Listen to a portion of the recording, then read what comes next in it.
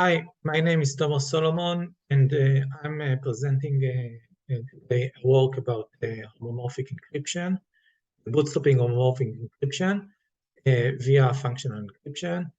This work is jointly with Nir Bitansky from Tel Aviv University. So I'll start with the motivation and the settings for homomorphic encryption. So we have secret message M, and we want to compute some function f over M. We want someone else to compute the function f for us, and all of this without revealing the message M. So this has a very practical aspect in the cloud settings, where we want the cloud provider to compute some function for us. And this is also very useful in the theoretical settings, for example, in multi-party computations, verifiable delegation, and zero-knowledge protocols. So let's discuss the definition. We start with the level homomorphic encryption. So we have 4 algorithms: keygen, encryption, and eval.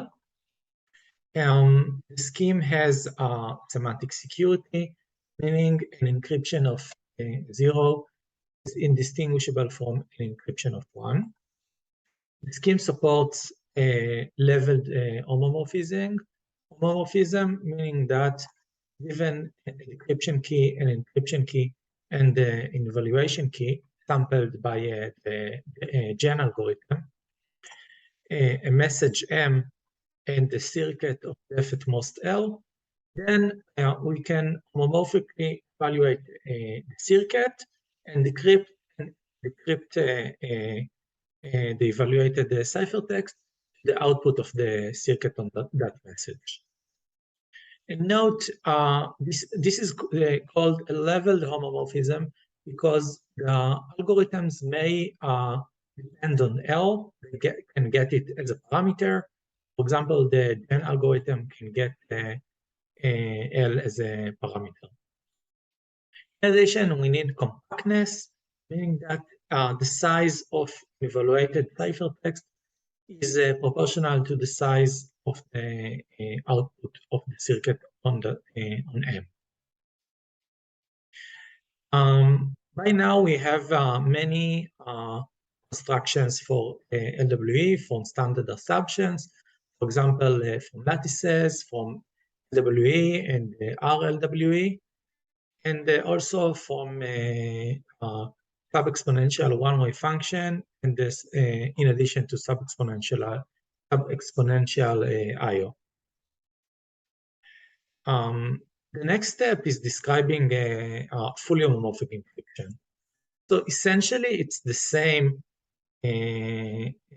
syntax as leveled homomorphic encryption, with one difference: that the algorithms doesn't get L as a parameter, and instead it can operate correctly for any circuit which has a polynomial depth, for every family of circuits with a polynomial depth. So our work is about bootstrapping, which is essentially transforming a leveled homomorphic scheme into a fully homomorphic one. And it's kind of like in the Digimon series TV show, where you have like a cute little Digimon, and then you have a Digivolution, and upgrade that cute Digimon into some mighty beast. So let's discuss the previous techniques. So maybe the first one is using a circular security, which goes back to Gentry's work in 2009. Then we have some years later work which created bootstrapping out of sub-exponential primitives. And then we have bootstrapping from polynomial IO in addition to ELF, where ELF can be constructed from exponential DDH, and the IO on its own is from sub-exponential functional encryption. And also we have some constructions, some bootstrapping techniques from some other forms of non-standard forms of functional encryption. So in our work, we present a new bootstrapping technique from polynomial assumptions. For uniform adversary, it's from polynomial functional encryption. And more precisely, giving a semi-compact public key functional encryption, we can bootstrap a level scheme which can evaluate any circuit, which can evaluate its own decryption circuit into a fully homomorphic one. We can also, our technique also works for non-uniform adversaries, but we need also to assume ETH, non-uniform ETH, to be precise. Yeah, so we need some sort of generalized time hierarchy theorem, which is implied from a non-uniform ETH. And also our technique, the security proof, is also uses a non-black box reduction. So let's start with the Gentry's bootstrapping. So the key idea is a bootstrapable level homomorphic encryption, meaning a level scheme that can evaluate its own decryption circuit plus one. The bound of the depth is the depth of the decryption circuit plus one. So in this technique, we have two ciphertexts, CT0 ciphertext of M0 and CT1 ciphertext of M1. We also have an encryption of decryption key 0 under the encryption key 1. And we have Gentry's function, which is a decryption of the first ciphertext and decryption, and then NAND with the decryption of the second ciphertext. And then the key insight is that we can homomorphically evaluate this function with these ciphertext and the ciphertext of the decryption key. And when we decrypt it under DK1, it decrypts to the NAND of M0 and M1. So in a sense, we switch from an encryption under the first encryption key to an encryption under the second one. And then we can use this insight and apply it inductively, and we can define a chain of this encryption, the encryption of a secret key under some of a decryption key under some encryption key, and we will call it the key chain.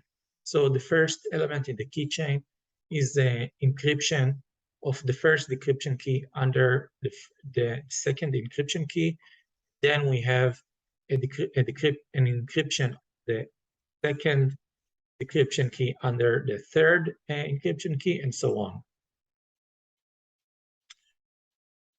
So in Gentry's bootstrapping, the circuit is described as a series of using some universal gate, for example, NAND gates.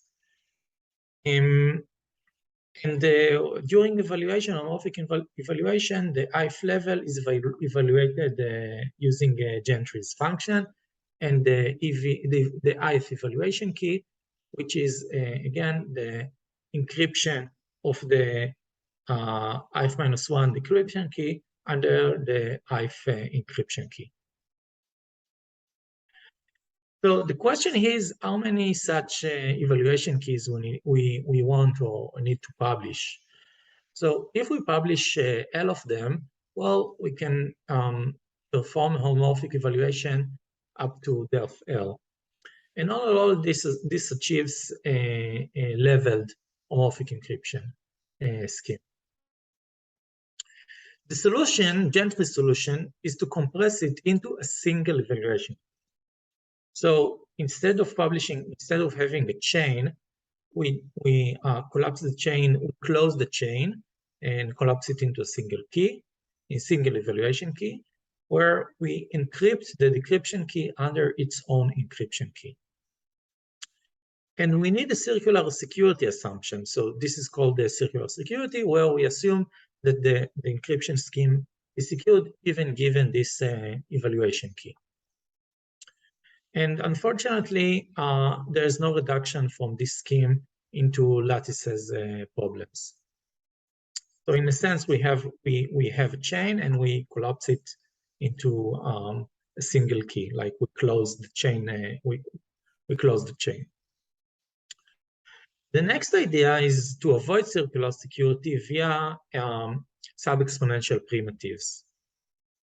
So the idea is we have the key chain. We have a key chain with some super polynomial length. And the idea is to compress the key chain. So remember, we can't publish this entire key chain up front because it's too long. So instead, we compress it. So the compression is as follows. We derive all randomness from a PRF, more precisely from a puncturable PRF. And then we publish an IO in distinguishability obfuscation of a circuit that on input I outputs the IF evaluation key. And we allow the circuit to accept I from a super polynomial range. So here we have the evaluation key. So we have the input I, and the circuit has in its stomach some seed to a PRF, to actually a punctual PRF, and it computes the IF evaluation key, which is an encryption of the IF-1 decryption key under the IF encryption key, and this circuit is obfuscated. The idea for also let's discuss intuition for the security proof. The idea is to go reverse over the chain, over the indices, the chain from its stand at some super polynomial position to the beginning, and in hybrid K, for every input I, which is K or bigger than K, we just return an encryption of 0, and otherwise we return a valid evaluation key. And when we get to K equals 1, this circuit doesn't leak the first decryption key anymore, and we can apply to the underlying semantic security of the scheme. However, note this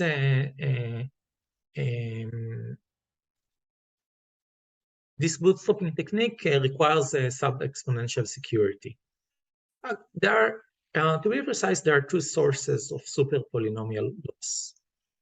So first of all, there are many hybrids. There are super polynomial number of hybrids, one per input. And secondly, so IO on its own incurs a loss proportional to the size of the input space of the circuit. And in fact, this is conjectured to be inherent.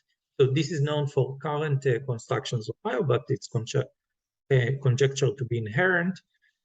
And unfortunately, in this technique, there is a single circuit with a super polynomial number of inputs. So it requires a sub-exponential I/O security. So in our work, we want to avoid the super polynomial loss, and we are doing so in two ways. So the first one, we only do a polynomial number of hybrids, and secondly, we use I/O for circuits with a polynomial number of inputs. So let's discuss how we achieve a polynomial number of hybrids. The idea is, the high-level idea is, instead of going in the chain from the end to the beginning, start the hybrid somewhere in the middle, say in some polynomial position P. And then we go in reverse from P to 1, and every time change one node in the chain. So, and the question is, well, indissociability. So given an adversary, why, if we started in the end, we can apply the previous technique, but why we can't start in the middle, right? So why the adversary can't distinguish? And another question is, well, where we need to start? What's P? So the idea is to use the time lock puzzles. So a quick reminder about puzzles. So we encrypt some message to the future. So we get a message, the parameters are some message M and the time parameter T. And the encryption phase takes time much less than T, and encryption can be done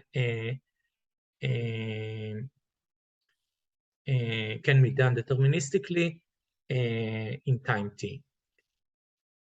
So we are using a relaxed version. So we don't care about the concurrency, and we just care about the size of the adversary. So the security is that any adversary which is polynomially smaller than T can't really distinguish between two messages. Luckily, we can construct such relaxed time lock puzzles from very simple assumptions, very standard assumptions. So namely, we need to marry crypto with complexity. So we use randomized encoding, which can be based on a standard polynomial function encryption, and we need complexity. So we need time hierarchy. So for uniform adversaries, this is unconditional. We have an unconditional time hierarchy. And for non-uniform adversaries, we need an assumption. Namely, we need the assumption that for every C, P isn't a subset of infinitely often circuit size of n to the C. And note this assumption is implied, for example, from non-uniformity H. So using these puzzles, we augment the construction. So instead of just the circuit publishing the encryption of the decryption key, we wrap it with the puzzle, inside the puzzle. And note the difficulty of the puzzle increases with the indices. So the IF evaluation key has a puzzle of difficulty I. So now we have our chain, and we set some polynomial. We have some polynomial which depends on the polynomial index, which depends on the size of the adversary.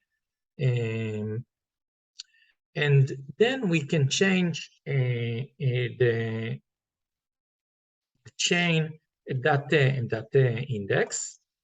And because of puzzle security, the adversary can distinguish between these chains. Okay, so now let's discuss how we use we use I/O only for circuits with a polynomial input size.